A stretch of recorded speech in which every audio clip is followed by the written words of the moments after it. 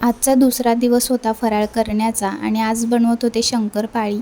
1 kilo मैदा घेतलेला, त्याच्यामध्ये डालडा गरम करून छान पिठामध्ये मिक्स करून घेतला।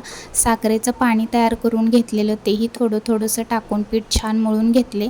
1 किलो मैदा होता, त्याच्यामुळे मला इतकं व्यवस्थित मळून घेता येत नव्हतं, पण तरीसुद्धा थोडंसं छान पीठ मळून घेतलं। बारीक छोटासा गोळा तयार करून घेतला आणि शंकरपाळ्या करून घेतल्या आणि तळूनही पाहिल्या कशा झाल्यात, कारण की कसं आहे, डालडा जरा जरी जास्त झाला ना की शंकरपाळी फसली म्हणून समजा। त्यामुळे एकत्र सगळ्या बनवून घेतल्यानंतर तळून घेतल्या असत्या ना की मग माझी मेहनत वाया जायला नको, त्यामुळे थोड्याशा पहिल्या तळून पाहिल्या कशा झाल्यात, पण इतक्या छान झाल्या होत्या।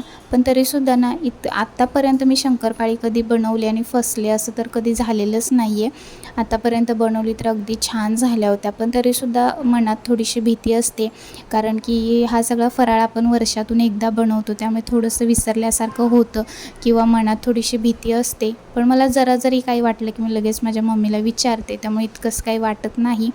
तरी ते शंकरपाळ्या मी थोड्याशा तळून बघितल्या, इतक्या छान झाल्या होत्या ना की त्याला लेयर्स पण पडल्या होत्या आणि खुसखुशीत पण झाल्या होत्या। त्यामुळे मग बाकीच्या जे पीठ होतं त्याचे पण गोळे तयार केले आणि खाली बसून मी शंकरपाळ्या पहिले तरी लाटून कट करून घेतल्या, कारण की उभा राहून तरी मला होणार नव्हतं, कारण की एकतरी शंकरपाळी परत मग तळायला खूप वेळ लागतो बारीक गॅसवरती तळायचं म्हटलं की।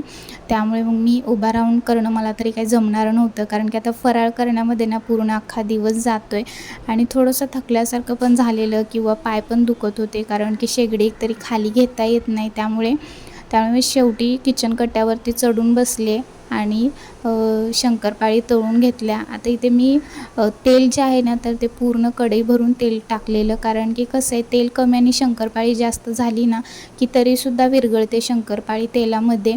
आणि इथे मला तरी 1 किलो शंकरपाळ्या तळून घ्यायच्या होत्या, त्यामुळे काय केलं, मी तेल कढईभर टाकलं आणि त्याच्यामध्ये थोड्या जास्त अशा बसतील इतक्याच टाकल्या आणि शंकरपाळ्या तळून घेतल्या।